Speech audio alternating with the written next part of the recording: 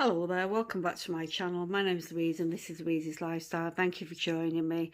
So another update on the jackfruit seedlings. These are now 4 months old. So back in May I did the first sort of video of when they sprouted and they were just a couple of inches in height. That was the first week of May and it's the 9th of September now.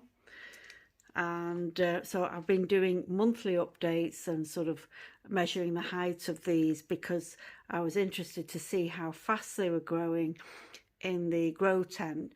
Now they're only putting out, I think, about an inch per month, which is good really, because in the past when I've grown jackfruit, they've been very, very slow, and it's taken probably about a year before I've got them to 12 inches, and the leaf size has never been as big as these leaves are on the two plants here. And in fact, that might be an issue soon enough because of the lack of space, because there are two jackfruits here in the one pot. What I'm going to do now is I'm just going to measure this one. Let's get in a bit closer.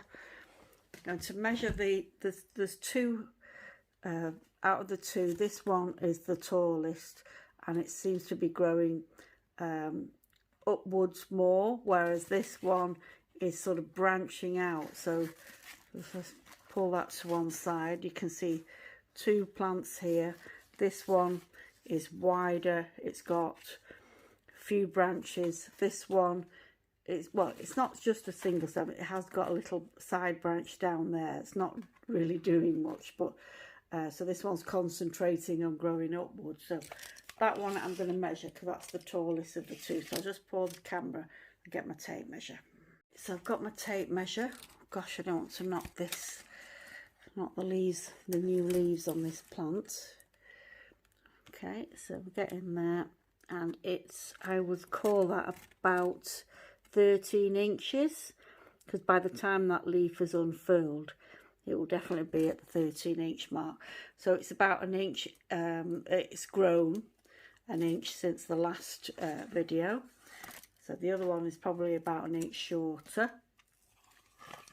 And yeah, so they're getting a victim, well, it's a victim of its own success. These big leaves, you know, they're very mature size leaves, are crowding each other out now. So this leaf here got a sort of a slight deformation here because that leaf, when it was unfurling, was sort of pressing down on it, so it's turned out like that. There are no pests or insects on it, I've checked, so definitely no thrips or anything, hopefully, and it won't get any in the future. But yeah, so they are sort of crowding each other out. However, they don't seem to, you know, overall looking at them, they look pretty healthy, and maybe that's something they'll just have to work out, or, you know, I'll have to maybe do some pruning so that these inward facing branches are cut out, or I could separate the plants. Now, if I separate them, I'm not going to be able to do that experiment of having them grow totally in the grow tent, although they're not in the grow tent now. I just put them outside today to get a little bit of sunshine. I mean, like all the time they wouldn't be in the grow tent because I don't have space to fit two separate pots, and the width of this one, as it's sort of branching in a separate pot, it's just going to shade out all the other plants in the grow tent. So what I could do is separate them out and then have this one maybe in this living room under the grow lights here, and maybe a heat mat. It's still not going to be as humid as it is in the grow tent, so it will be at a slight disadvantage to that one, but then I still have one at least that I can continue the experiment with. I'm not sure what to do because I'm a bit worried that if I try to separate them, I'm going to damage the roots. I mean, they're not sort of pot bound at the moment, but I don't know how it would take to being, you know, sort of like separated, because there definitely will be some breakage in the roots. You know, you can't do that, it's unavoidable. If you're separating saplings that are closely grown together, you are going to get some damage to the roots. And looking at that pot, it looks pretty dry. I put it outside today for a couple of hours in the late afternoon sun. It was nice, and there was a breeze as well. So hopefully I haven't frazzled any of these leaves. But I thought I would get it out in some natural sunlight. And I think what I'll do is I'll just give it a little bit of a drink. So this is about how much water I will give this plant every, say, 2 or 3 days, depending on how much moisture it's taken up. So because it's been outside today, I think it's dried up pretty quickly. So that's the amount of water I give it. And there's no orchid bark in there.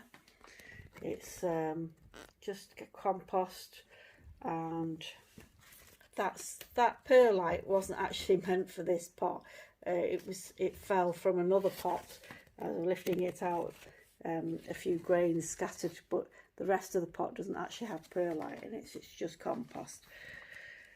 So let me know what you think in the comment box below. If you think I should separate them and keep one under grow lights and one in the grow tent, or keep them as they are and maybe pot them into a slightly bigger pot, and let them carry on growing as they are, and just maybe pruning or tying down some of the leaves so that they both get equal amounts of light. At some point I am actually going to have to take them out of the grow tent if they carry on growing at the rate that they're growing now. So if it's an inch every month, who knows how big it'll be in 12 months, and width wise how wide it'll be, whether I can accommodate it in the grow tent. Then they might both have to come out and be under grow lights. So there we have it. Add your comments in the comment box below, everyone, and like and subscribe if you haven't already. Take care. Thank you very much for watching.